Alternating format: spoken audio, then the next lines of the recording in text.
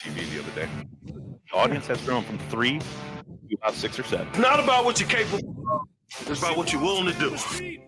Young Aaron Nagler have wanted a Raven to ride his bike. 100%, absolutely. But I will say, props to Arm because he owns it, right? He's a diehard, and he is like completely in his feelings for why he doesn't want a Raven touching his bike. Now, please welcome from Cheesehead TV, Aaron Nagler and Bill Schmidt.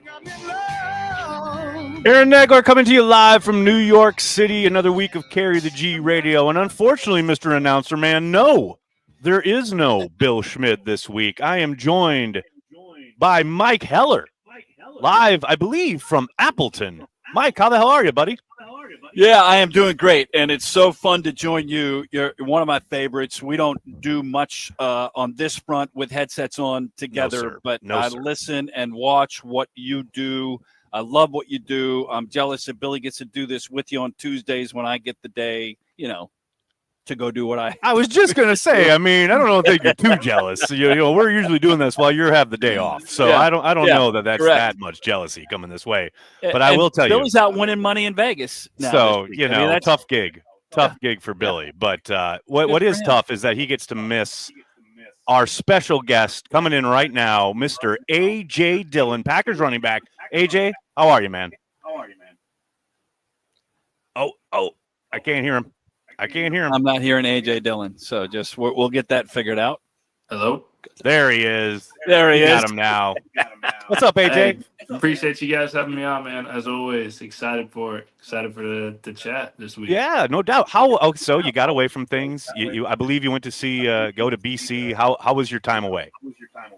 It was awesome. I was able to see a Boston College win. That was huge. Come on now. They beat Syracuse, so I got a ton of bragging rights going on this week. It's a big rival for us, so yep. I was happy, and we did it in a running fashion, which was fantastic. Our running back, I think, ran for almost 200 yards.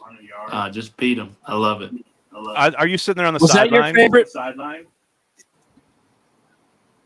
Go ahead. I'm sorry, Aaron. Sorry, are you on the sideline cheering him on, or are you in a suite? How are you rolling? A little bit of both. I went onto the sideline for the first little kickoff and first couple drives. Then I went up to the suite, and then I had a bunch of old teammates that were around, and they had a tailgate, and it was just great just to catch up with a lot of guys that I hadn't seen in 4 or 5 years. It was fantastic. That's awesome. Was that your favorite rival as far as an opposing team when you were playing in college that you wanted to beat? Would Syracuse be that, or did you have another? It was my favorite rival to go play at. Yeah, okay. Because every time we played there, I was good for 100-something yards, 2 touchdowns, and we always got to win. The Carrier Dome is my home. So that's akin to put too fine a point on it, but a great rival going on the road, getting a W. It's kind of what you've been used to in the NFL as well with the Chicago Bears, right? Yep. Never lost. That's what I'm talking about. I'm starting this week. No, sir. What do you think of all the drama going on down there? I mean, there was so much hope, fanfare, if you will, coming into this season for the Bears and their first overall quarterback, but my gosh, we have watched it flame out here in the last couple of weeks in pretty fantastic fashion. Yeah, I will say I don't think there has been a year. One thing I will give praise to Bears fans is I don't think there's ever been a year that there was not a lot of hype on their end coming into the season. Yeah. So I respect their passion for their team. There's a lot of it, no doubt about it. But you look at the fact that the best situation for a first overall pick to ever walk into, the idea that they did go out this offseason and collect a whole bunch of talent. Yeah. As a competitor, right? As they're in your division, you're looking at these moves getting made and all the hype surrounding that team coming into the season. Do you guys pay any attention to that? I know the kind of lock, stock, barrel answer here is no, we just focus on ourselves. But I got to imagine it's kind of impossible to completely shut that out. No, I think you definitely do, especially early on. I don't think really when you get into the season, but after the drafts, everybody's watching who people are grabbing throughout the division, especially in the first round. When people are getting your quote unquote their franchise quarterbacks, you kind of want to know, like, all right, like the Vikings took JJ McCarthy, the Bears took Caleb Williams. What are the moves? Who are they going to try to bring in to put around these guys and things like that? You do notice that, you do see, and then over that course of the next couple of months, those teams kind of start to form. Then you kind of realize who you're going to be playing against 2 times a year, and then you're done, and then you just see them. But in the early part, you definitely check it out. AJ, so obviously the news today out of Chicago that Shane Waldron was let go as their offensive coordinator 9 games in. I don't think you experienced that in Green Bay during a season, but can you kind of equate to us what their offensive players are going through? Their passing game coordinator has been elevated to be the OC. What might they be going through on a Tuesday, getting ready for a game, making a coaching change like that? Yeah, we haven't. I don't think in my time in the Packers we've lost a coach at all during the season. I'm trying to think of maybe any assistants. I don't think we've done any moves during the season, but I think really, I guess I don't know the Bears offense very well, but it really depends on who's. Neither do the Bears. Hey-oh! Here all week.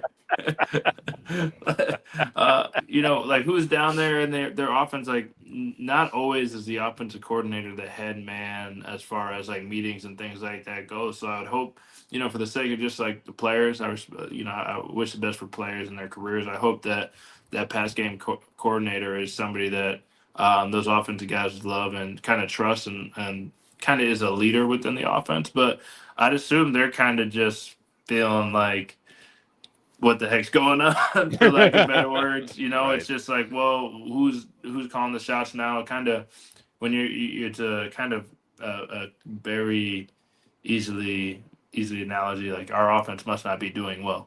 So right. If you're an offensive guy, I think it's kind of one of those times where you're like, all right, well, who's next? What are we doing? I know trade deadline's over and all that, but But I mean, they're 4-5. It's not like this is a 1-8 football team, and one of those 5 losses is the Hail Mary game against the Commanders that they had no business losing. So it's not as though the Bears have been terrible. Their defense is pretty good. That record could certainly flip around to be 5-4. So they're not a bottom feeder. They have been a decent football team with a bad offense. Yeah, I mean, well, if they want to be a better offense, they must think that the other guys are better. That's as simple as it goes, man. I mean, people get cut from NFL teams, and the next guy comes up and plays well, or they don't, and they wish they had that guy back. That's just the nature of the NFL. I don't think it's any different with coaches, and I don't know anybody over there personally like that. As far as the coaching staff, I don't think. Right. So, I mean, it is next man up. What do you think, though? Like looking at, let's pull back from the Bears and just talk about the division for a second, because we are coming off a bye week, right? And clearly you're out, BC, having a great time, mixing it up. But I got to imagine you had an eye on some NFL action this past weekend. And, man, you look at 2 games with the Lions and the Vikings that they 1,000,000,000% should have lost and didn't, either one of those. But I was thinking about that, and I'm thinking, well, I'm sure Vikings and Lions fans were looking at, say, the Packers game down in Jacksonville and thinking, or even the game against the Texans and thinking, oh, that's a game the Packers should have lost and didn't. Does that kind of speak to the nature of this division this year, in that there's a bunch of really good teams that are figuring out ways to win games when they probably shouldn't? Yeah, I think we talked about this maybe a week or 2 ago, and we were talking about adversity and what you kind of need for the end of the year. And those wins, I would say, especially being able to kind of take a step back and just watch all the NFL this year so far, is those are the sneaky wins. Those are the wins that you not worry about, but those are like, okay, this team is legit in my mind. That's what I equate it to. It's like, people are like, oh, well, they got lucky. Well, they were down. Their quarterback threw 5 picks. Talking about the Lions, threw 5 picks, and they found a way to win. You do not win games when your quarterback throws 5 picks. So how in the heck did you do that against the Texans? Like, once again, like that's a in their house win. Too, in their house, and completely blanking their offense in the second half. That to me really speaks to the completeness of that team, because you look at Aaron Glenn and the fact that they lose Hutchinson and they're still able to throw that kind of a shutout on the road. Exactly. That's pretty impressive. That's a statement win for them, and it probably to some people it's like, oh, that was a gross win. I don't know, like that is probably the best win they've had this season. That speaks volumes to how you flip the script from first half to second. Obviously, the throwing game's not working well, but you still figure out a way to win. You know, absolutely. And I mean, you look at the Vikings too. That's an ugly game. That's an ugly game down in Jacksonville. But again, you find the way at the end of the game. Yeah. The way good teams do. I mean, a bad team doesn't figure out a way to win that game. They just let it fall apart on them. Bad team, offense isn't clicking. They give up. They start overcompensating, doing new plays, trick plays, and the score is 40-something to 7 or whatever it was before they scored a touchdown. Yeah. AJ, what's going on with Marshawn Lloyd and how he approaches this week, both physically and mentally? I know he's excited for what's in front of him, but you've kind of been there coming off injury. How does he view it? What do you see with him? I don't know I really haven't paid attention to headlines, so I don't know what the official news and everything is. No official news yet, so we're just completely speculating that tomorrow he will be on the practice field. That is speculation. I am a big fan of Marshawn Lloyd. I told everybody when he got drafted, I knew him before. Back when I was at BC, he is a trainer that was one of my running backs at BC. Same trainer, so we worked out together. He was like, "You got to watch this kid." And he was coming out of high school, and I remember we've DM'd over the years. Big plays of mine, big plays of his. So when he got drafted, I was like, "That's awesome." I sent him a message, and since he's been out here, awesome young kid, great head on his shoulders. Had an unfortunate luck with injuries thus far.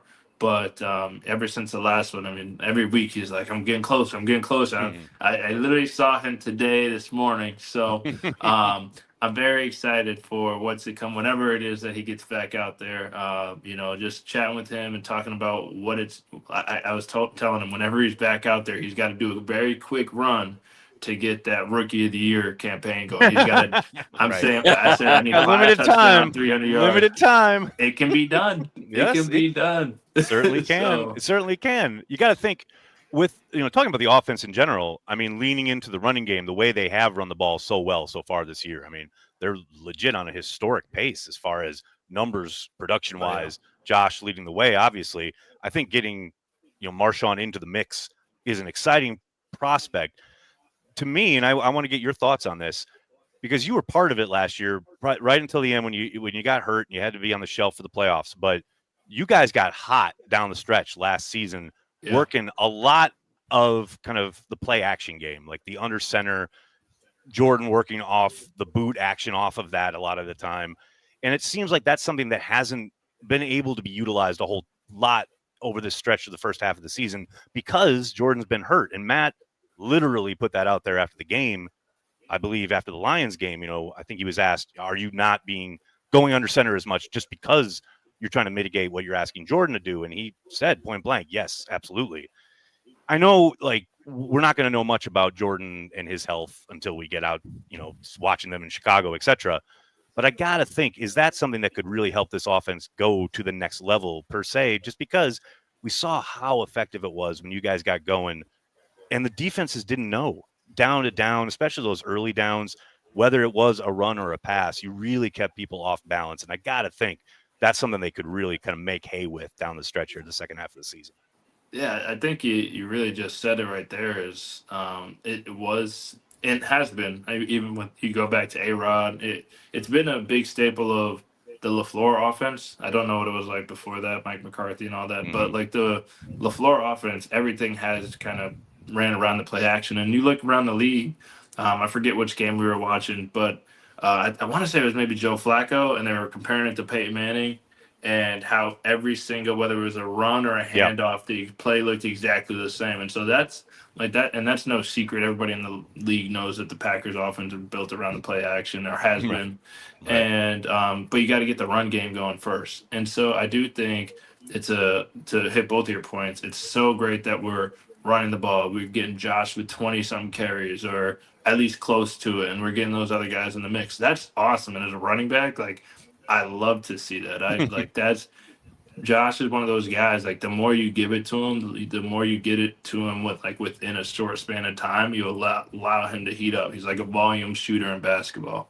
And so doing that, letting him find that groove, letting him kind of see how these defenders are hitting or trying to tackle him, that opens up and he starts to break off some long runs. Now the linebackers are creeping up. Now the safeties are like, oh, I don't want to get in a one-on-one situation with him or a manual on the outside, and the offensive line's blocking well. Now they start creeping up. Now they get antsy. Now we give them the same thing, looks just like it, throw it over their heads, and now they don't know what to do. Now they're scrambling, and then you can do all the trickery that we have within the offense. But yeah, I'd say obviously if Jordan's not feeling the best when he was hurt and stuff, you don't want him to have to take any extra steps or run around, and you just want to keep him safe. But I think the bye week came at a great time. I think I saw Jordan today.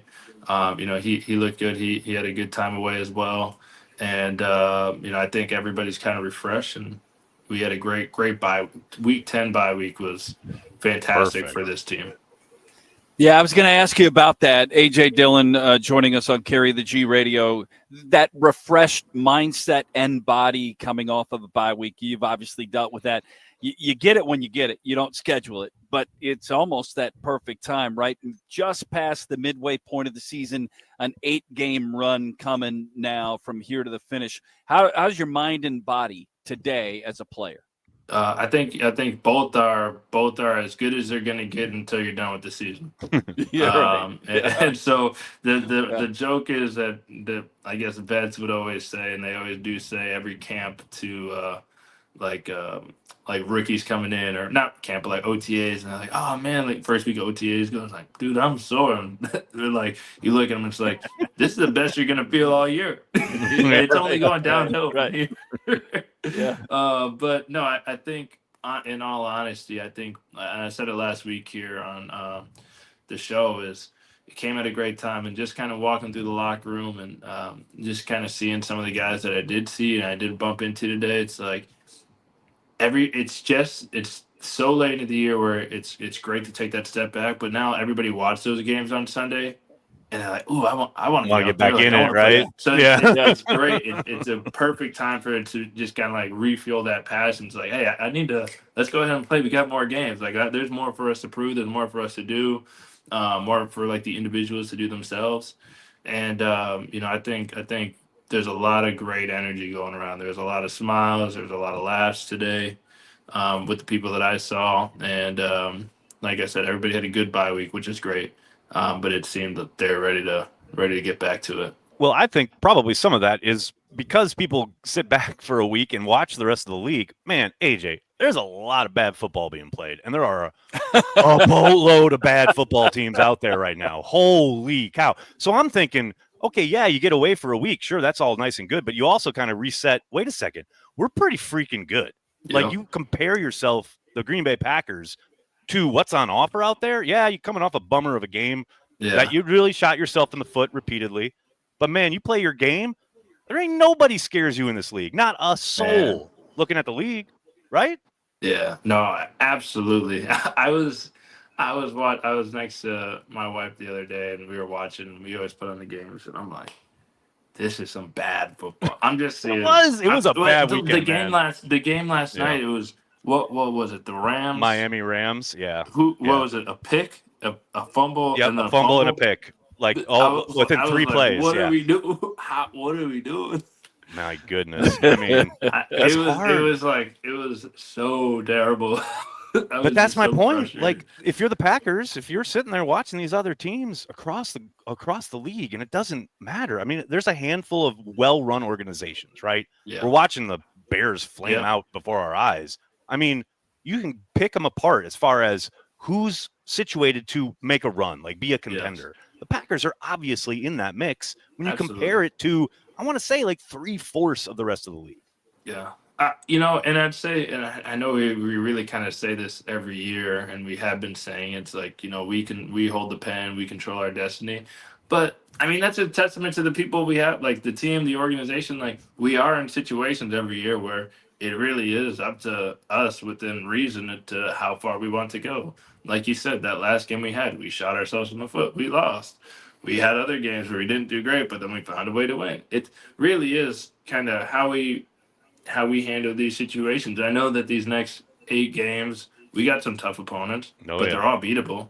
We could beat them all. No question. Absolutely. Like, without a doubt. And, like, that's not a crazy thing to say. I don't think you could go around like, there's no shot that the Packers win. That's not true. Like, you have to respect that. And I think, once again, this year, we control our destiny.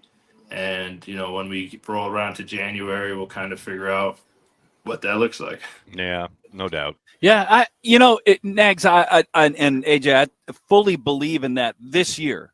There are other years where you felt like maybe on the outside looking in, AJ, you guys probably didn't feel it in the locker room, but where you were looking at and you go, you're kind of punching up a weight class when you're playing this team. To Nag's point, this league this year doesn't have a heavyweight. There is no champion that is the king of the mountain right now that you've got to knock off. I think it's wide open. I look at Green Bay and Detroit. A lot of people are going to post Detroit as the best team in football. I will today, given who they are, and the Packers just played them. And if you play clean, I think you beat Detroit. I get it. Kansas City hadn't lost yet, so until they lose, they're that. But that's what this league is.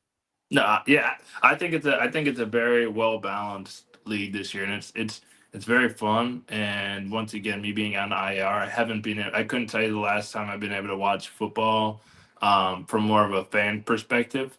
Not that I'm getting comfortable over here or anything, but it is you do get to appreciate the game and get frustrated at things in the game. And it's like, wow, like you can really see, especially for the people the educated fans who know ball or people who played in the past, like you can really kind of see the tiers, and you kind of see where this team might have a good record, but they're not going to be able to make that run, or this team's not going to be able to, or this team isn't as bad as people think. It's not really a trap game. They're actually a good team. They're just been unfortunate. So, I think, like you said, there's a lot of, if I were saying, I wouldn't, obviously, Packers number one in the league. Obviously.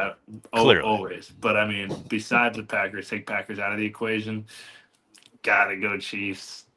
I'd go Ravens, Lions. And that makes sense. I don't think that's out of bounds. I think you can make an argument for all those teams. There's no question about it. But you can't.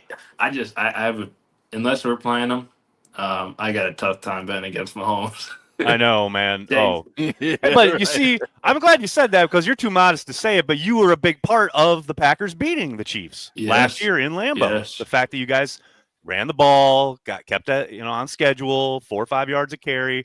I know you're not going to toot your own horn, AJ, but I watched that game. I know what happened. I saw it. Had to take a couple guys out with me to do it, but so good, so good. Yeah, it's so good. And touchdowns over field goals, right? Even if you go back to that game, Yes. touchdowns over field goals, and that's really one of the stories of the league every week. And it's one of the stories for the Packers is that they've had to kick too many field goals in the red zone this year. And it's one of the things that they're constantly tweaking, trying to work on and trying to be better at is getting the ball into the end zone from the red zone, which they've been a lot and haven't gotten to the end zone as often as they want to. Absolutely. You look at that Rams game last night, and I want to say did they stall out in the red zone? Yeah, several times. That's situational football, and that's something that we always talk about. It's third downs. I think at one point they're like 0-8 on third down. You can't have that. So you're not having successful drives. And then in the red zone, they got down there and couldn't score, and they had to kick field goals. That's one. They made both field goals, but that's less than one touchdown. Yeah. So that's why you lose games like that. And I thought that was a very winnable game for them as well. But that's where that stuff happens. If you can score, and then that.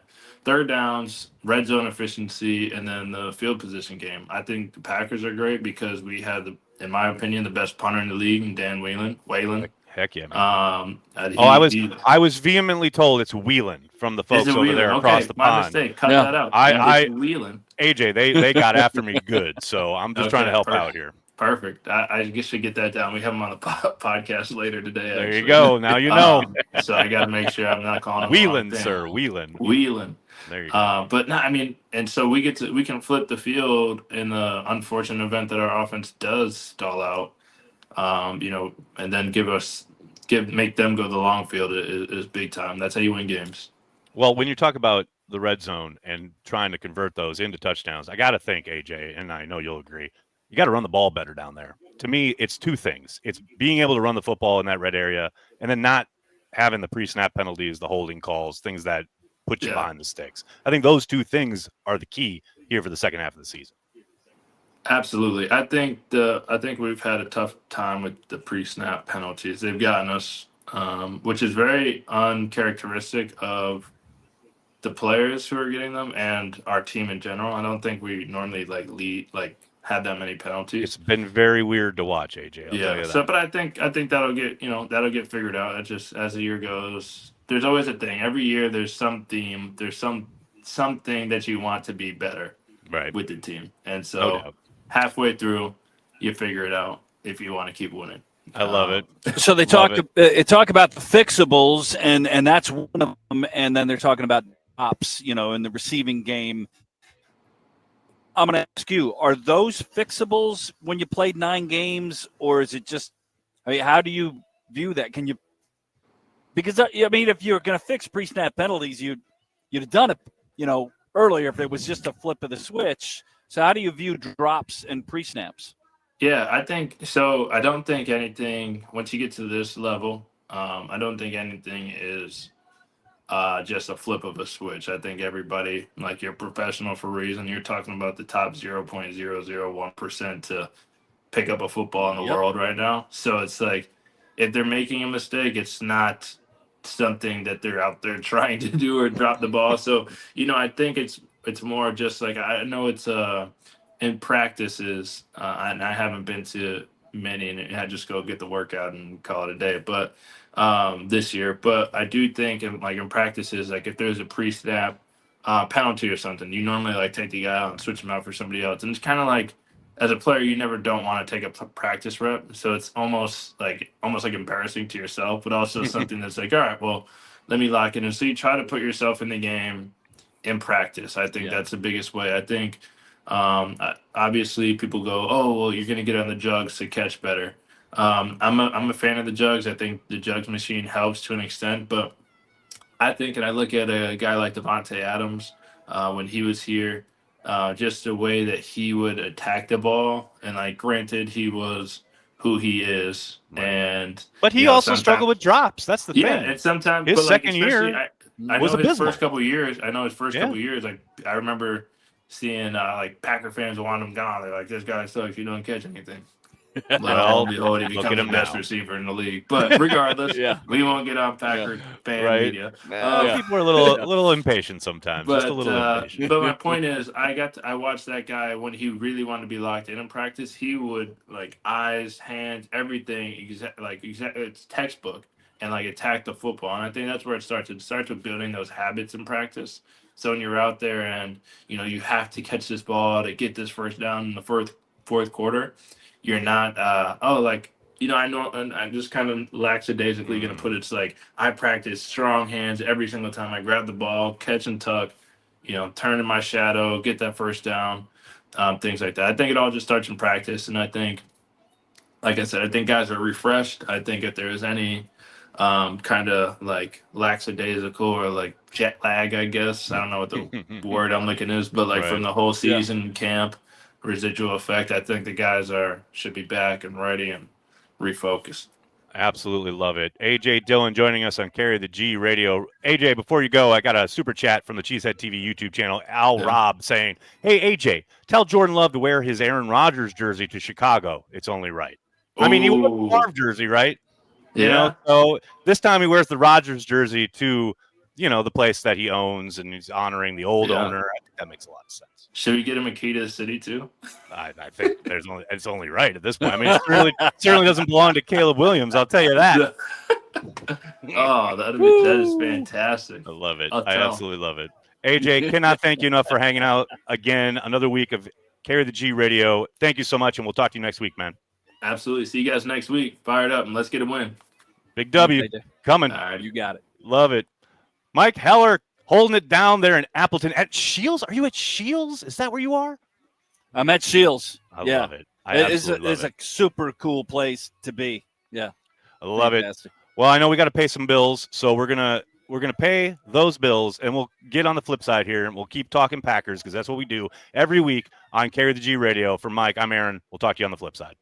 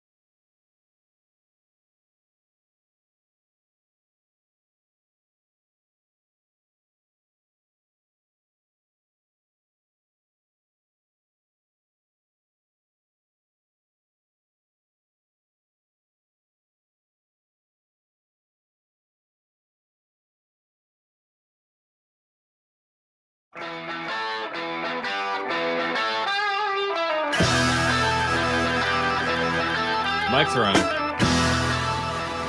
Carry the G Radio rolls on this Tuesday afternoon. Aaron Nagler holding it down here in New York City, joined by our very special co-host today, Mike Heller. 97.3 The Game and the Green Bay Packers are at Scheels in Appleton all day today. The Game broadcasting live. They are accepting toy donations for Toys for Tots throughout the event, and Scheels will be matching up to $5,000 in donations. And you can meet members of your beloved Green Bay Packers throughout the day. Tyron Hopper, Julian Hicks, Carl Brooks, Brandon McManus, and Dontavian Wicks all taking part. Get yourself to Scheels in Appleton, where, Mike, how's the view? What does it look like? Hey, the view is great. This is one of those cool stores in which you can get just about everything except food. Like you can get everything you need from winter weather gear as it's going to get colder when it snows, all the toys, to all the sporting goods. Everything you want outside of like pizza is here. Yeah, and you're in Appleton, and there's plenty on offer food wise around the area there. So you're set. You're good. It's good. You can make a day of it. Well, I mean, this is home, right? This is where I grew up. This is where you grew up. Where I grew up. You was you here bet. earlier, but you guys were on the other side, the more expensive side of Appleton. Okay, I grew relax. up on the south. I grew up on the very south side of Appleton. No, the rough streets, South Appleton. The rough streets on the south side. Hey, we get Tom Oates in here. We could really have a go of it. We could have. No What's kidding. old school Appleton? I mean, let's face it. I got to admit, talking Appleton, it's weird now when I go back and like Appleton North is a thing. Like that didn't exist. I know. Was a kid, and now they're like a real school with a football team that does well and right. Yeah. No. East, West, and Xavier, and then Fox Valley Lutheran. That was but it. Really was East West. My dad's here today. He went to Appleton High School. Oh, right, wow. which was West. Yes, which was West before there was an East. Right, so old school. I absolutely love that. My father was a teacher at East for a long time, and then went to the Madison Junior High, where he developed his junior high sense of humor, which persists to this day, as anyone who knows him will attest. Yeah. But we'll talk about the Green Bay Packers because that's what we're paid to do. do. And I will say, look, I'm not blowing smoke talking to AJ just then. I can't tell you, and I think Drew brought this up on Drew and KB on Monday when I spoke with them. Man, you feel really good as a Packers fan coming out of that weekend. I know you really would have liked to have watched the Vikings and Lions drop those games. But outside, just pulling back 30,000 foot view, there's not a single team that scares me. Not a one. I'll go back to walking out of the stadium, a week and a half ago after the Detroit loss, and there's a lot of Packers fans that were distraught after that. And I walked out thinking, all right, I didn't feel worse, I didn't feel better, but I walked out of there going, well, there's no team that Green Bay can't beat. Now we haven't seen Kansas City head to head, obviously, right? But and Baltimore has just what that's AJ a legit was team. saying. That's a legit. You team. want to talk about those two teams? I can agree with that. In the NFC, there's no team that I look at in the NFC where I feel like Green Bay would be punching up a weight class. Right. So Jordan Love's got to play better. We all know that he's got to play better. We need more of what he was in the second half of a year ago, where that ratio is better. The big mistakes are limited because that big mistake against Detroit swings the whole game. It was a game swinging moment. Stop with the big mistakes. Stop with the pre-snap and the post-whistle penalties. If you do those things, there is a few years ago, maybe even as recently as last year, you're playing the Niners, you feel like you're punching up a weight class. I don't see that of any team in the NFC today. No, at all.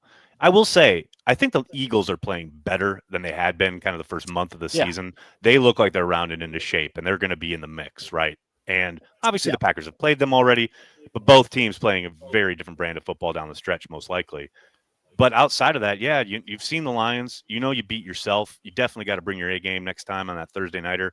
But, man, the 49ers coming to town, I'm all in on that. I love this idea. I love getting them at home, finally, not having to travel out west. But before that, you got to take care of business in Chicago. And I tell you what, it is exactly that. It is a business trip. And the business at hand is letting Chicago know that their season is over because they're going to have lots of hope. Yeah. They've got a new play caller doing things differently, freshness, etc. There's going to be that sense, but the Packers just got to come in there and take care of business because they are the better team. It'd be a little challenge for Jeff Hafley and the defensive coaching staff to figure out what the fundamental difference will be on an OC change at midseason. You can only change so much, Nags, yes, right? I mean, you still have the same personnel. You still have the same offensive line weaknesses. You still have the same those things that have haunted the Bears so far in a 4-5 season, but especially on offense, what has haunted that doesn't go away just because you have a different guy calling in. You're still limited in what you can do, but it's going to be different. So that'll be Hafley's kind of charge this week is to figure out those unscouted looks that the Bears are going to give you. How are you best prepared to handle those this week? This is a league, you know it as well as anybody. This is a league that the 32nd ranked team in the NFL can beat the best team in the NFL because it's really even. It's like the old IROC racing where the cars are all the same. They're not all the same, but they're very similar. Yes. Built. Yeah. So there's not this big gap that you have between a Northwestern and an Ohio State. Yeah. This is far more even, and it comes down to how you go ahead and execute. But, yeah, to your point, the Packers are better than the Bears, but on Sunday, what they are on paper and from a talent perspective, it can all go away. You got to do all the right things. You got to stop putting the ball on the turf. You can't make the big pick six moves or a scoop and score against you. And if you do all those things, you should go to Chicago and continue to do what you've done to the Bears for the last 5+ seasons and beat them every time you play them. Well, and I'm glad you talked about the ball security and taking care of the football. Absolutely, 1,000%. A number one way that the Bears could stay in this game, let alone win it. Their defense is legit. Like, for all the talk about Chicago's offense, and there has been a lot, and there will be a lot, for good reason. They got the number one overall pick playing quarterback. They've had a collection of talent, as far as you mentioned. They've done things this year offensively. It's not like they've been a complete disaster the entire season. They had a stretch, 3 or 4 week stretch, where they looked like they were cooking. They have talent, but it has fallen apart. It has not reached expectations. But on defense, this is a team that wins with defense.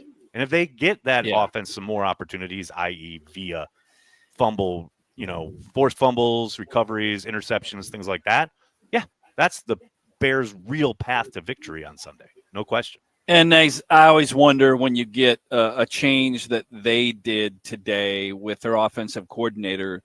We all know that when the Bears go to OTAs next spring, that they're going to do it with a new coaching staff. Yeah. And the guys in the locker room tend to know that too. They know it probably better than we do. So they understand they can, for lack of a better term, dead man walking as their head coach.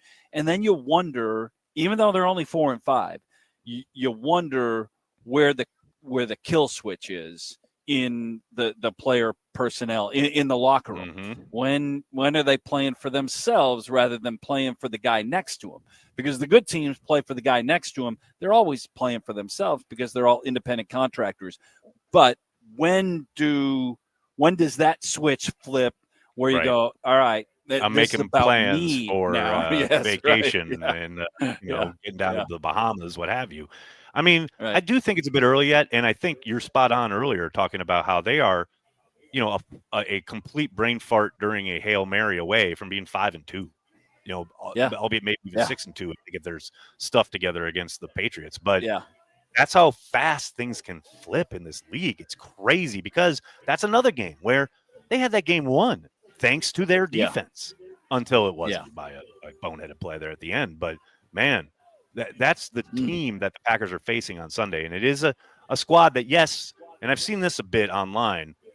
Oh, the Packers went down there week 1 last year, took care of business, put up a ton of points, etc. Yeah, but that was way, way different as far as the personnel construction of the defense itself. I mean, the Montez Sweat trade hadn't even happened at that point. Yeah. You watched the game in Lambeau last year to end the season. Very different affair. And it didn't, Packers still manufactured some explosive plays, still put some points on the board, But Jordan Love fumbled in that game.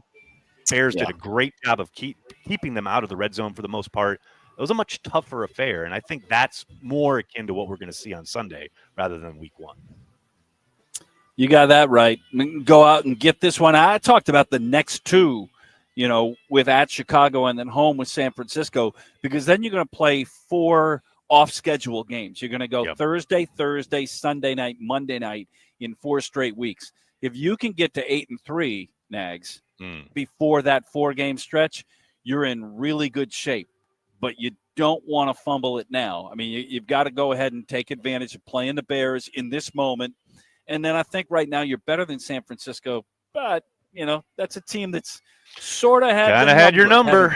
Yeah, it's hard to deny. Although, you know it, Mike. I try to tell these kids all the time about the cyclical nature of the NFL.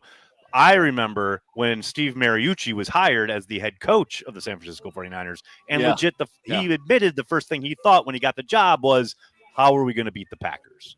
Because the Packers had their number back in the day. So hopefully Jordan Love got his one loss out of the way in that playoff game last season, and then this season he starts his run of owning the 49ers. That's how I'm looking at it.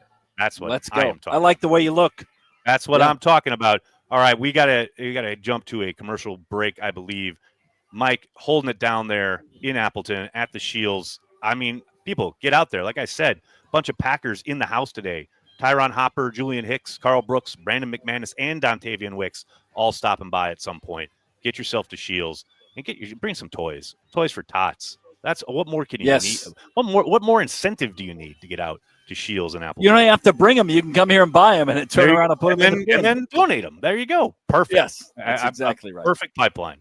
All right, we're gonna take that break, and then when we get back, we're gonna talk some more green and gold Packers all the time here on Carry the G Radio. For Mike, I'm Aaron. We'll talk to you on the flip side.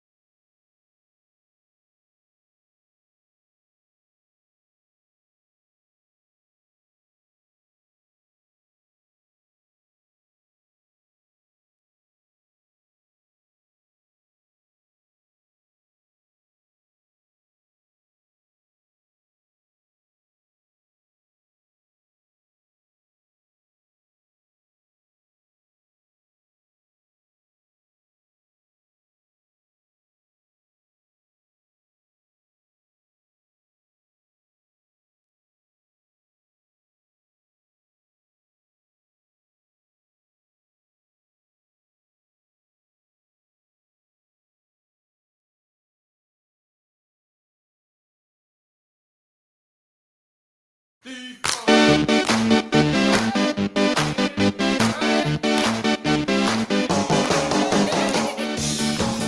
the Cheese Radio. Coming down the stretch here of hour one on a Tuesday afternoon. Aaron Nagler's throwing it down here in New York City. Mike Heller joining us live from Scheels in Appleton. The game is on site all day. The Toys for Tots. Love to see it. Get down to Scheels in Appleton. Mike, I love that during the break we got Matt Schneidman tweeting out quotes from Matt LaFleur talking about the things we were just talking with AJ Dillon about. That's comprehensive coverage here on 97.3 The Game. Absolutely love it. Yeah, he's got it. He's got it all going on tonight at 6. And he talked to him like he was reticent to share all of the conversation that they had. I get it. Yesterday was when they recorded it because Right. it goes tonight. He wants, that's his property. That's his baby. Yeah, I get it. What's going out there. Yeah, absolutely. Yeah. Want to get that tease out there. Make sure you listen to Matt's show tonight here at 97.3 The Game. He'll have the full interview with Matt LaFleur. As Mike said, he conducted that yesterday. Lots of topics that we've been talking about. Lots of things that Packers fans have been talking about over the course of the last 2 weeks. And he did get away. He admitted that to Matt Schneidman. He said he got away. I think he went to the Bahamas. They had grandparents come in and take care of the kids, and he and his wife went and had a little pool time. Tough gig, man. Tough gig if you can get it. I will always appreciate Matt, though, because he did once answer a text from me in the middle of the offseason when he was poolside at a resort, like kicking it, just having a great time, like away from football. And I had a football question, and he took the time to respond. So he's one of the good ones in that way.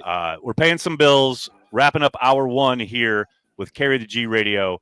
On the flip side, we're going to take some chats from the YouTube here, Cheesehead TV YouTube, always popping during Carry the G Radio. And, bring it in on the Nicolay talk and text line. If you got questions, you got things you want to discuss, you want to yell at me because I say stupid stuff about the Packers. It's been known to happen, Mike. It's been known to happen. So hopefully we'll get some of that on the flip side. But we're going to pay some bills. We're going to reset Carry the G Radio hour 2 coming at you on the flip side here. I feel so frustrated. The boss is a jerk.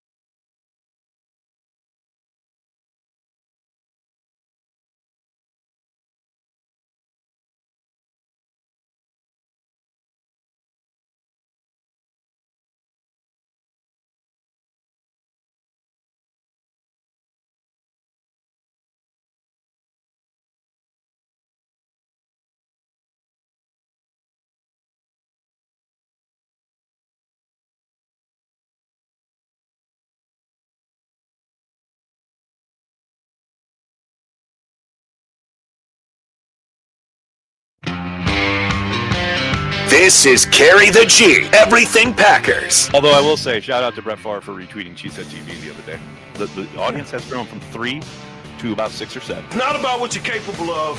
It's about what you're willing to do. Young Aaron Nagler have wanted a Raven to ride his bike. 100%, absolutely. But I will say, props to Arm because he owns it, right? He's a diehard, and he is like completely in his feelings for why he doesn't want a Raven touching his bike. Now, please welcome from Cheesehead TV, Aaron Nagler and Bill Schmidt.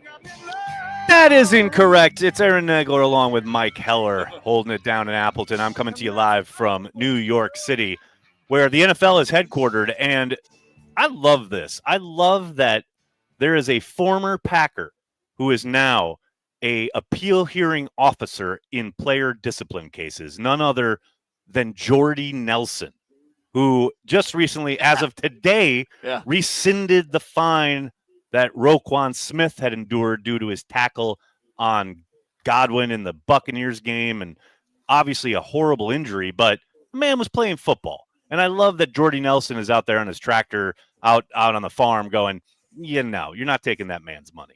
I love this. Yeah, and we knew in the offseason that they were going to try and put an emphasis on the hip drop tackle. Right. Billy's got strong opinions on the hip drop tackle.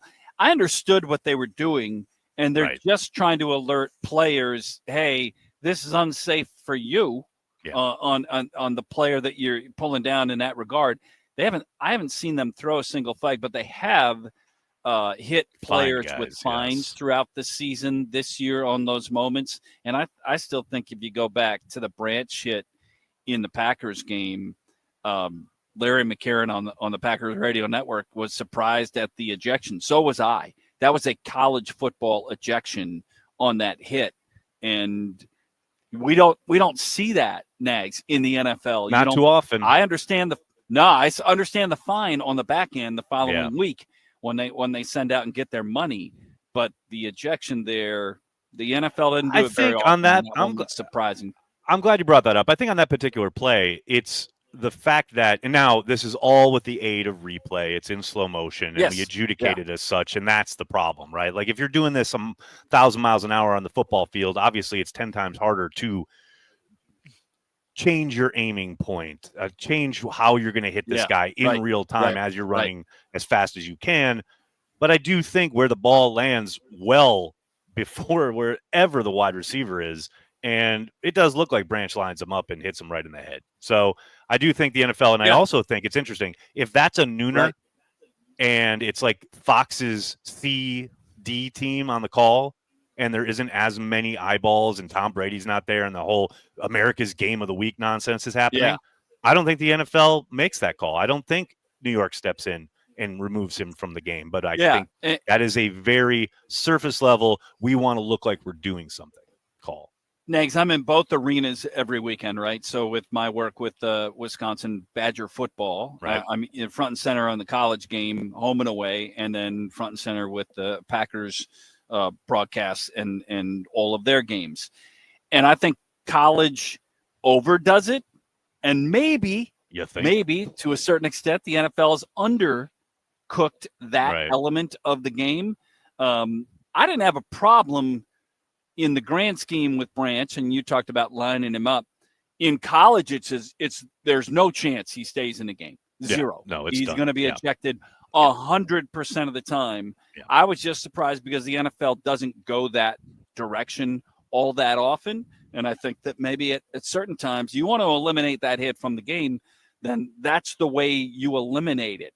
Because if you make your team play shorthanded, if the player knows he's going to be out and his head coach and his defensive coordinator knows that hit will send you to the locker room, that hit's going away.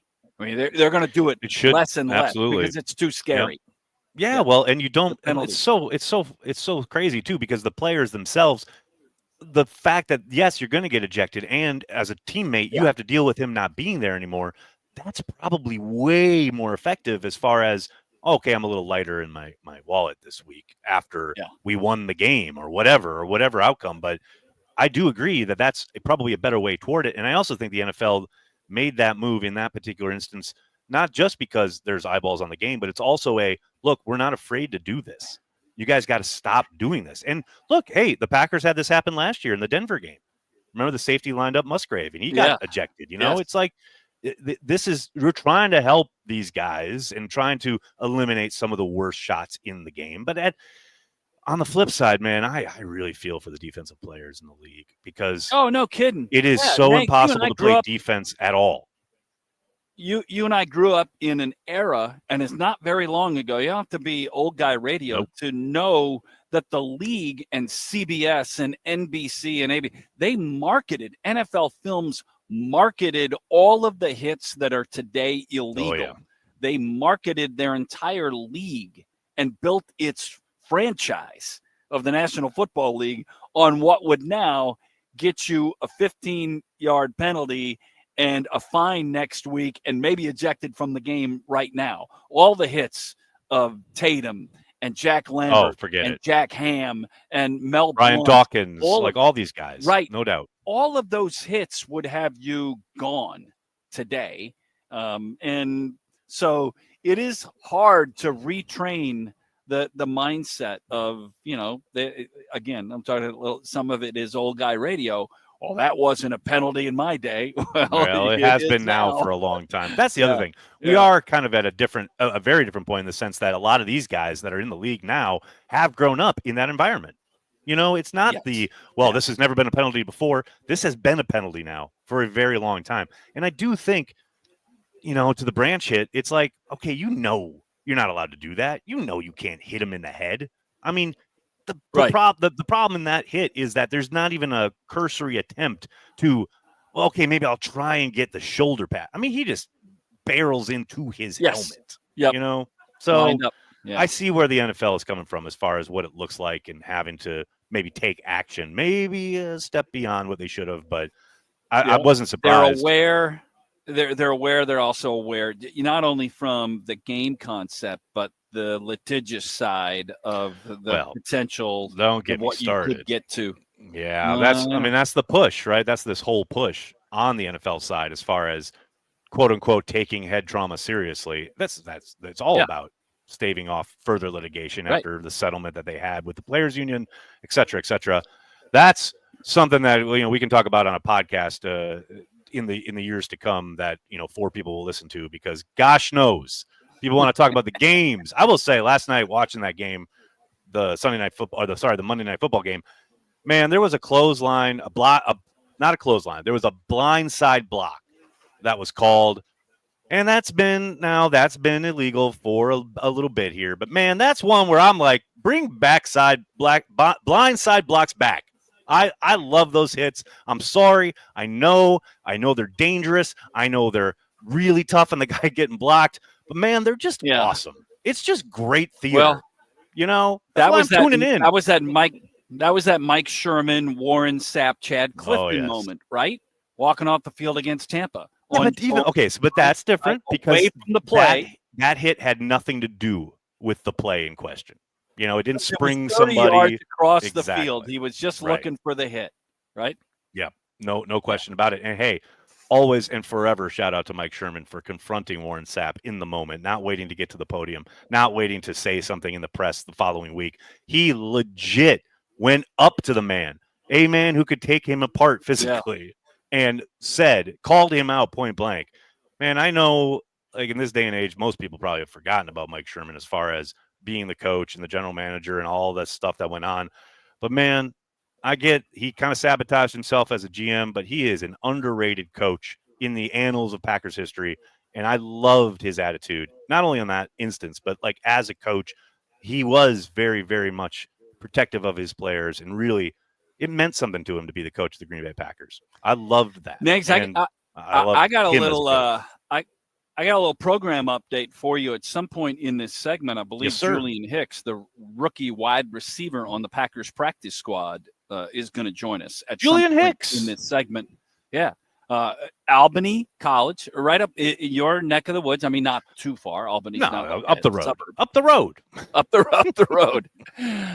He's going to join us at some point. He's here. I don't know if he's shopping right now, but he's going to make his way over to us at some point in this segment, just an FYI. Always good to have a Packers player join in the program. And look, he was exciting in the preseason. And you never know how the season's going to go. Clearly hasn't been brought up from the practice squad yet this year, but you never know, man. You don't want to hope for these things, obviously, but injuries strike. You get called up, make the most of your moment. You never know what awaits a young man in that situation. How many times did we see that last year? I mean, that was a Bo Melton moment late in the year last year. Right? Big time. I mean, Bo Melton was literally their first 100-yard receiver last year. Think about that. In Minnesota, like end of the season on New Year's Eve. Absolutely love it. Yeah. That's I'm glad you brought that up because I was going back and watching the Detroit game because I am, a masochist. And it was funny to see once again, and this is almost automatic, and hopefully Julian doesn't play on teams, but if he gets called up, I got to imagine he'll have to. I love, and it's not just a Packers thing, but this is an NFL thing. Like if you are the guy, whether it's usually a defensive back, occasionally maybe a linebacker, but you're almost always asked to play special teams once you're called up from the practice squad for the regular season game. Almost inevitably, and again, it happened against the Lions, the guy who gets called up has a penalty on a return, whether it's a hold, getting out of position and knocking a guy out of bounds and taking him out. Like it almost always occurred, and it occurred again against the Lions. Like we got to do something. It's like an epidemic. Can't have it. Yeah, and it's one of the reasons why if you're a special teams coach, do you simply make the decision to not bring the ball out of the end zone, to let it get there, so you're going to start every possession at the 30? Because the penalty on a return to the 25 with a holding where you start at your own 15, that's a significant moment. It's just, it's almost not the same, but it's almost as significant as having a red zone penalty. When you start at your own 15 instead of your own 30, it's like having a 1st and goal from the 17-yard line and then getting a holding, and now you're 1st and 20 from the 27. You just don't overcome it all that often. And that's what the Rams lived in that world last night, where all they did was kick field goals because they were making mistakes of their own. And, it's also the interesting thing to me about this league. Miami, who hasn't had a great pass rush all year, then last night suddenly they were incredible just lived in Matthew Stafford's face all night long. The interior pressure was insane. Yeah. Where did that come from? Did Calais Campbell have 4 sacks last night? He had a bunch of sacks, a bunch of batted balls. Like all of a sudden, fountain of youth just appeared. It was nuts. It got to the point, Mike, where I was like, wait a second. Well, these guys are coming to Lambeau on Thanksgiving night. Like, wait a second. Yeah. That was supposed to be a celebratory evening. Like, oh, let's beat the Dolphins, enjoy our coma from our tryptophan-filled turkey, and then, just have a good time. But, but the Dolphins are playing some decent football. I know they lost last week to the Bills, but they look good. Like, they look reborn. Now, obviously, a big part of it is getting Tua back, but they look good on defense. Yeah, and getting Tua back is a difference. But last night it was their defense that really, after the offense had early success, then Miami had late success in the game. But in between, the defense was carrying the day. And it's one of those things where I was wondering this earlier when we were talking about the Packers and their playoff road when we get to that moment. Because catching Detroit is doable, but Detroit's win at Houston did not help. Didn't help. No. And it would put you in a position to have your NFL playoff run be almost exclusively on the road. This is a Packers team. I think you would agree with me that I don't think that matters. I think they're good on turf. I think they're good in a dome. I think they can be good at home. They've had issues at times at home against Detroit and Minnesota this year. You're running up against the third rail here, man. Like, there are plenty of Packers fans in my mentions after every loss in the elements, whether it was the rainy game against Detroit or whether it was the freezing game against the 49ers a couple years ago. Yeah, man, there is a whole mostly younger crew that are ready to put a dome on top of Lambeau Field, and it hurts my soul. It hurts my heart, Mike. But I understand it. If you're like, that's all you've known is watching the Packers shrink in the elements, I get it. Yeah, I understand it. I mean, it's against everything God stands for, but I get it. I understand. I don't want it. It's for the last 25 years, in the postseason from what used to be where the Packers were invincible at Lambeau Field in the elements. That's all gone. Has not been the deal, and I don't think it's the deal anywhere. I don't think that works anywhere in the league, other than at times like super speed teams. You take Miami and have them play in Lambeau Field in frigid, terrible conditions in January, which can't happen, obviously, but it could in the regular season. And maybe that takes them out of their element. But once you get to the postseason, we saw it last year in, the game in Kansas City. Miami was in that game, right? Yep. And No in doubt. the playoffs, and that was frigid, terrible, nasty. That was awful. People were suing them afterwards about getting frostbite. No kidding. I mean, but then you look at, Baltimore had home field and didn't help them. Kansas City marches to the Super Bowl. So I do think it's a very different world we're living in now. No question about it. Gone are the days of that graphic coming up on Fox. Say, Brett Favre and the Packers 38-0 when the temperature's below 35. That's all gone. Shattered that mystique. The other mystique we're going to shatter is that we do this for free. We got to pay some bills. Mike Heller holding it down there in Appleton. Aaron Nagler coming to you live from New York City. On the flip side, we're going to talk some more Packers on Carry the G Radio. Keep it here.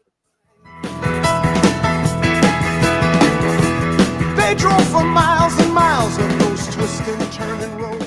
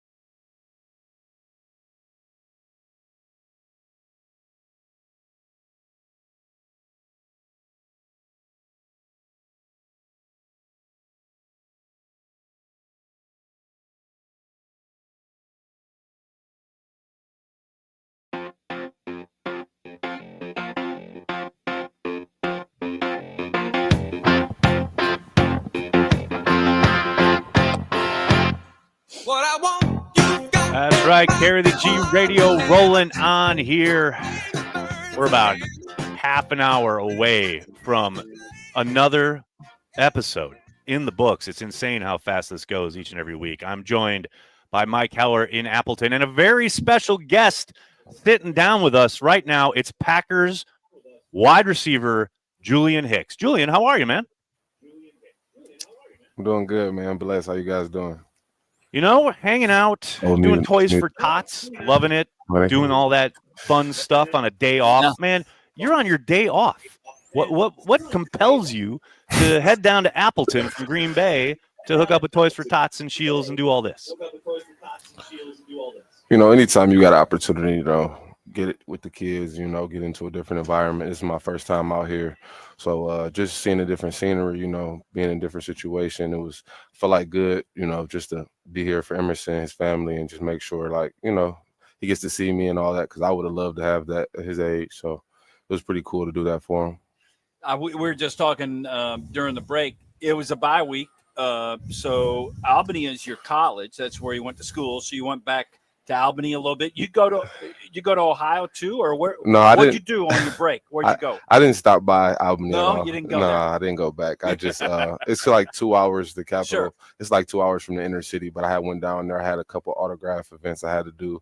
I had set it with my agent, and then I had like one free day to just kind of just get off my feet. You know, kind of just enjoy New York City and have a good time. Nice. Where'd you go in New York? I'm in New York. I live in New York. Nags. Yeah, there you go. I was staying. I don't know what it's called. The Sky. There you go. The Sky. I think it's like inner city, like Times Square. Sweet. Yeah, it was a nice little scenery. It was fun. Yeah, got to get some. I ate a chopped cheese for the first time down in the city, so it was pretty good. Love it. I love it. We are talking to, ladies and gentlemen, Pro Football Focus's highest graded player in the Packers preseason opener against the Browns. That is correct. It's Julian Hicks. Julian, what was preseason like as a guy coming in and trying to crack a roster, crack a squad, turn ahead for a coaching staff that has a lot of talent at your position? I mean, you clearly made an impression. You're still here. You're kicking it on the practice squad. What was the kind of summer like leading into the season? I trained with Mohamed Sanu out in Atlanta, and I just would say, like, he instilled that confidence in me. You know, my goal is to prove that I belong in this league and that I could play in this league. So I wanted to come in and prove that. You know, it kind of rubbed me wrong that I didn't get signed out of college, but it's fine. Like, you know, I got a tryout opportunity with the Packers, and I was able to come up here and prove to them that I can play at this level, at a high level. And that's really it. You know, a lot of hard work. And, you know, like I said, Sanu, he believed in me. My agent, he believed in me. And I believed in myself. So it was a matter of time and my opportunity to come. And when it presented itself, I made plays, and I just got to continue to do that. So, yeah, I was also wondering about how that plays then through the season, you know, to not only be patient, but to be aggressive and patient at the same time, waiting for that opportunity and trying to prove yourself week in and week out without playing on game day. Yeah, that's probably the hardest thing, you know, taking a lot of mental reps. You know, you got to still be in tune. You got to still make sure you're taking your notes. You got to still make sure you're visualizing yourself out there. So when your opportunity comes, I'm ready to perform. So that's definitely the biggest challenge, because I'm used to playing my whole life playing on game day. Now I'm kind of just sitting back and watching it, but it's been good to me. You know, a lot of not veteran guys, but a lot of guys who've played in this league before, I get to kind of see and learn from, and we're all around the same age. Like, we're all 24, 25 on the team, so we connect really well. So, I mean, our receiver room is super, you know, dynamic. You know, we have everything. So, it's just good to know that, you know, I can go in there and I can be just like I'm just like those guys. You know, we're all just the same. You know, we're all talented guys. So, it's exciting to be in that room. You know, we all get along really well. Well, we were talking about kind of that situation in particular prior to you coming on. Last year, this team didn't have a 100-yard receiver until New Year's Eve, and that was Bo Melton, a guy who came up from the practice squad. I mean, does that kind of – I know there's been a lot of talk outside of the building about, the Packers don't have a number one wide receiver. Well, it really feels like you guys don't need one, A, and B, care as a group. Like, it really feels like anybody can make a play at any time. That's exactly what it is. We don't care who if it's Bo or if it's Wicks or if it's Christian, like we're all talented enough to go out there and go for 100 yards and 2 touchdowns, whatever. So like I think that's the best part about our offense. You know, we can give it to any guy on any given day. There's no double teams being able to be set on us. You know, every guy's lethal, you know, when it comes to making plays. So I think that's our biggest plus in that room. Yeah, I mean, it's a group.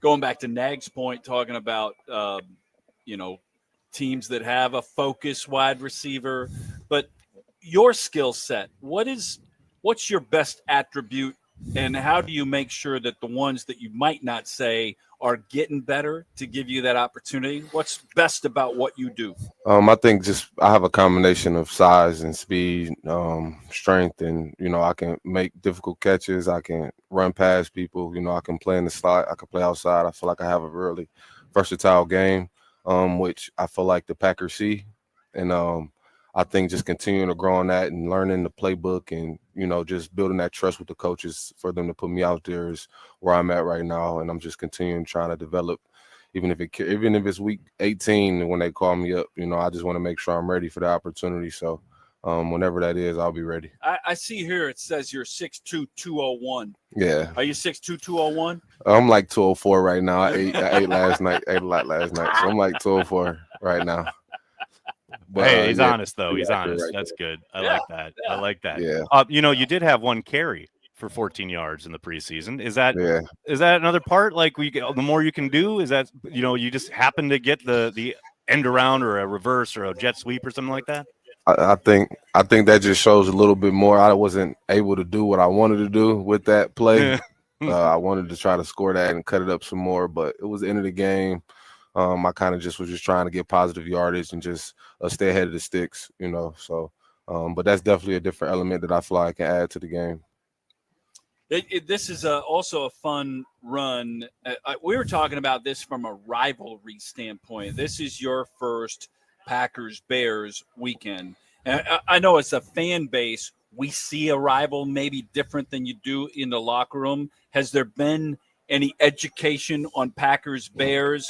Who kind of holds that torch as to what the rivalry? Nags lives this rivalry maybe more so than the players. How do you see it? I think I just heard something. I think a kid told me that they haven't beat us in forever. Yeah, I don't think they haven't beat us in a long time. So I think like we're probably big bro in that rivalry. So we're just trying to continue to. We're trying to continue to be big bro and carry that on this weekend. Do you have a favorite style of offense? I mean, I know you've been playing your whole life. You mentioned you're not used to sitting on game day, right? You've been playing. I mean, I know the way modern offense has gone, it's so funny because things are so geared towards offensive success. As a player, is there one style that you like? Is it like spread or some kind of like run and shoot, or do you like something a little more West Coast traditional? Like where do you land? Of course, I'm a receiver, so I love the spread offenses. Where we can go out wide and we can go downfield. Yeah. Spread the ball around, go down the field, make big plays. That's what I've always done in college, so that's what I'm accustomed to. So that's probably more my style. Spread, throw the ball down the field. There you go. I always wonder too, as receivers elevate their game to the next level from high school to college to pro.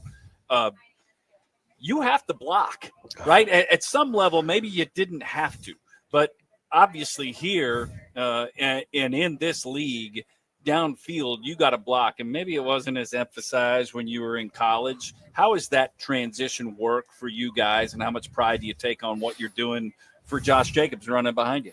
I feel like it's a relationship thing, when you're when you're a good teammate, you want to make sure that you're putting your best effort forward so the next guy who's coming up can make a play. So I feel like LaFleur he emphasizes, we have a championship play style. We have to play. We have a different play style than any other team. You have to be nitty gritty. We have to be able to put our head in there and maybe hit a safety if he's coming at his full speed, just so we can spark open our running back or anything like that. And I think that's just a testament to the Packers, and how we play. And I think blocking is very important. That's something, like you said, in college, I didn't have to emphasize it as much, but I still like to do it. Mm-hmm. You know, I feel like it sets the tone. I feel like it sets the tone. You know, when you first play and like how I used to do it, first play, you hit the DB as hard as you can. That's just gonna set the tone. That's gonna set the tone for the rest of the game. They don't like that. If he want to hit you again.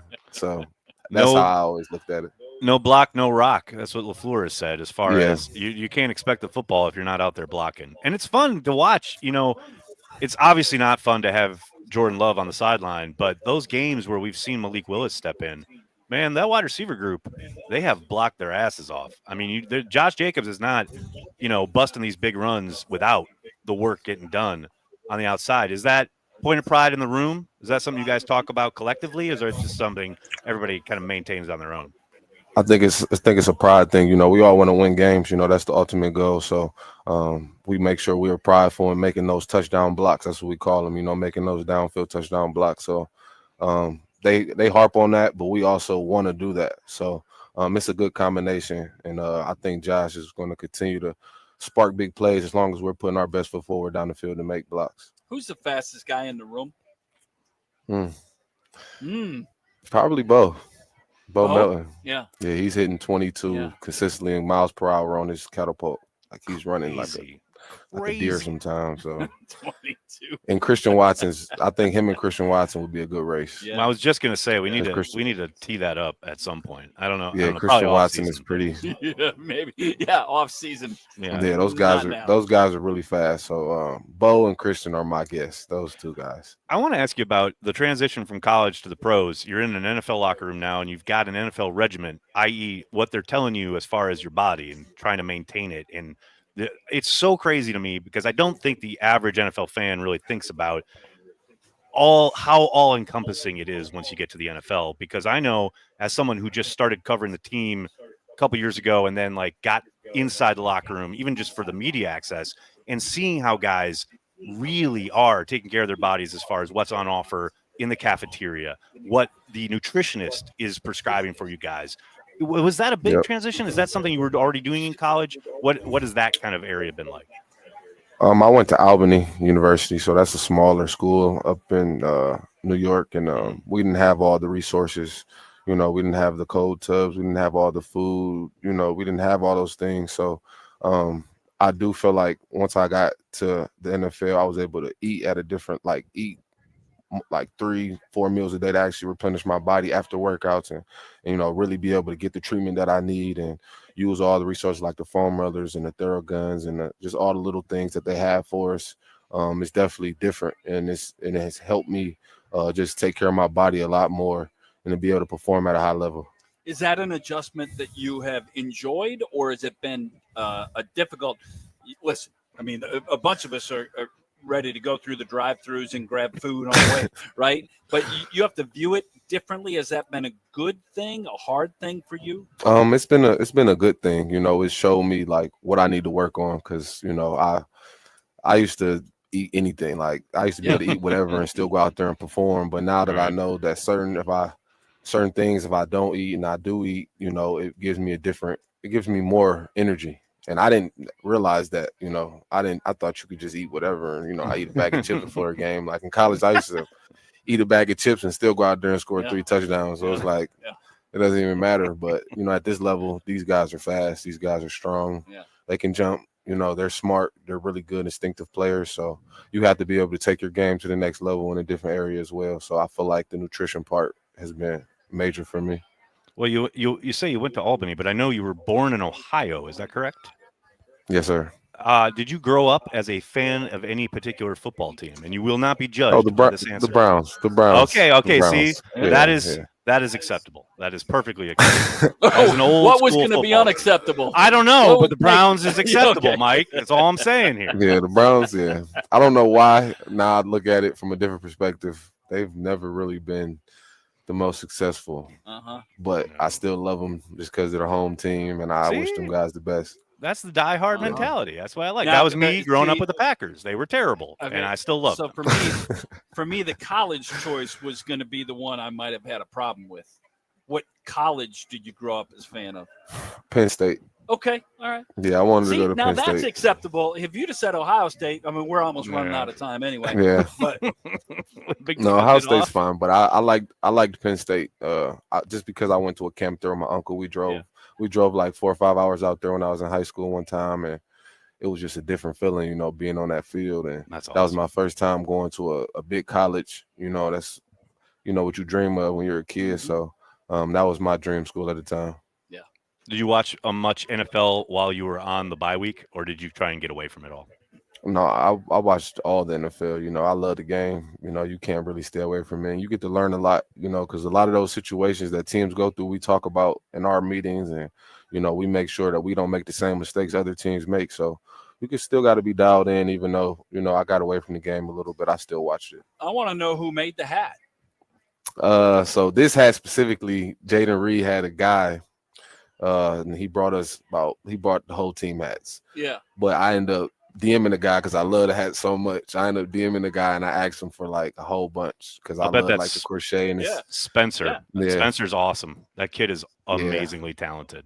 Really good stuff. Yeah. So I told him like I want 5-10 hats. I don't care how much they are. I want them. So I reached out to him, and I'll have some more colorways coming in throughout the weeks. Killing it. Love it. Great. Julian, we cannot thank you enough for the time, man. We got to get going. We got to pay some bills, but really appreciate you stopping by and chatting it up, even just for a little bit. And good luck this year going forward in your career. We're going to see you out there killing it soon, I know. Absolutely. Appreciate you guys for having me. Thanks, Julian. Thanks. There you go. Wide receiver Julian Hicks of the Green Bay Packers joining us at Scheels in Appleton. Toys for Tots going on all day long. People, get down there. Donate. Good times. For Mike, Aaron Nagler here in New York.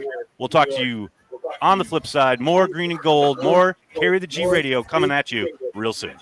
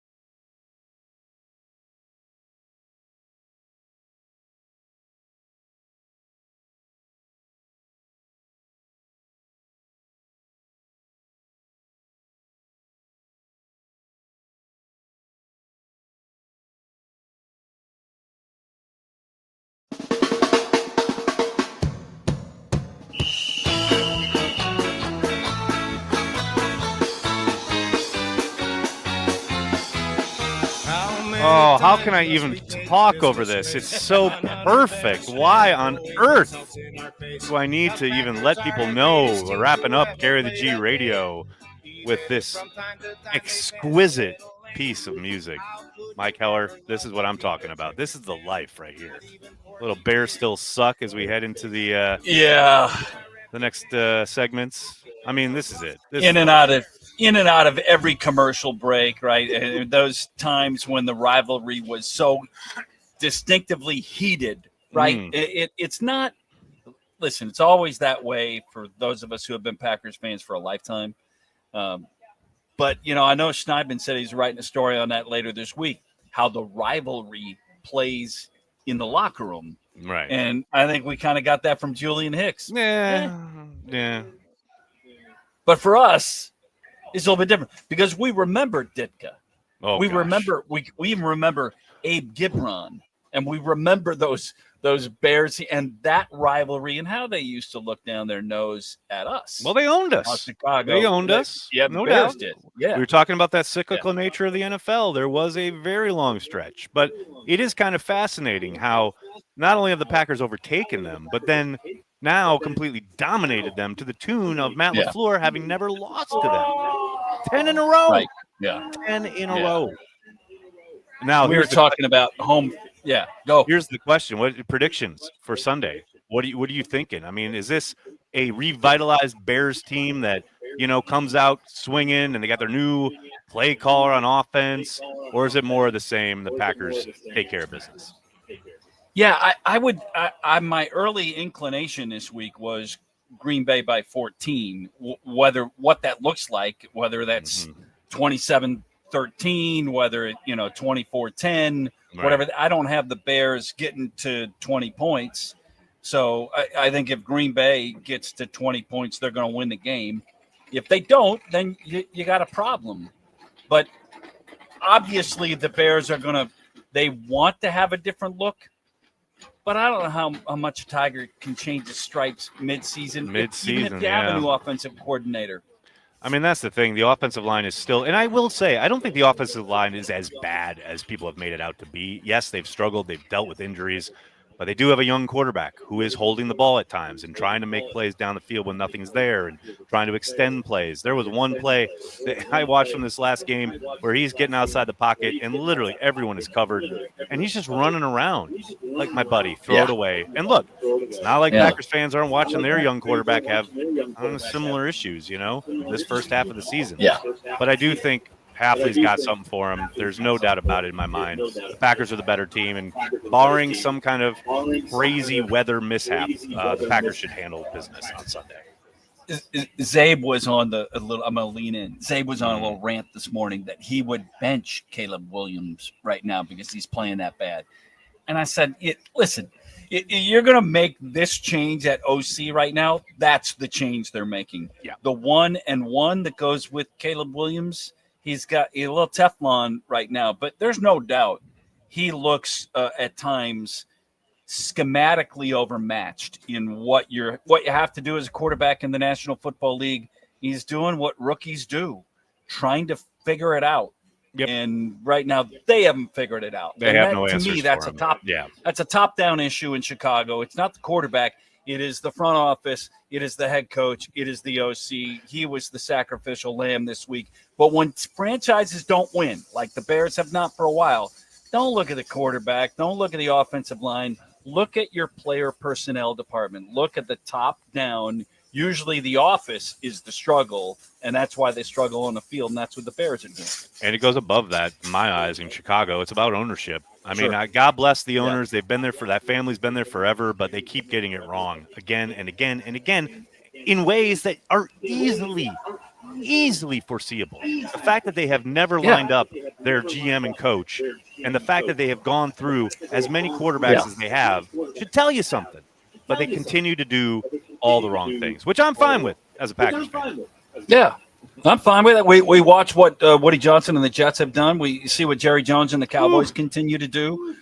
Those teams that are poorly owned and then poorly run, they lose. The Cowboys win at the business office. Yes. I mean, they win in money but they haven't won on a field in forever. The Jets, I don't know if they win in either place financially or at the pay window when it comes to scores. Know, Mike, but I will obviously say they don't. There's a lot of Jets gear around town, even when they suck, and they have sucked for a very long time. So it's not like they aren't raking it in, so to speak. But mostly it's about the Packers getting down to Chicago, taking care of business on Sunday, which I think they do. And then, look, it's a tough stretch. It's a very tough stretch. I love getting Chicago out of the bye to hopefully hit the ground running, take care of these issues that we've been talking about, the drops, the focus, the pre-snap penalties, hit the ground running in Chicago, and then gear up. And they got, 4 games in 18 days?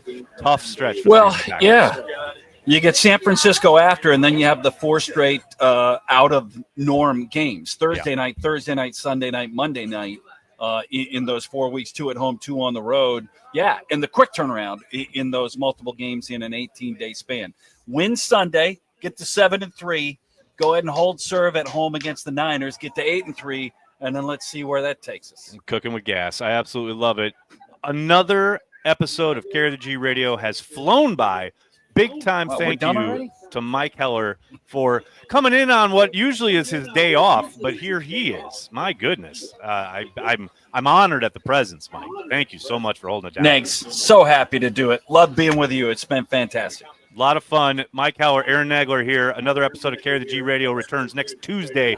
In the meantime, keep it here for everything Wisconsin sports, 97.3 The Game and Cheesehead TV. Talk to you guys next week. Go, Pack, go. Where do you think that they're all headed every chance they get? We don't really hold a grudge because this is all in fun. As far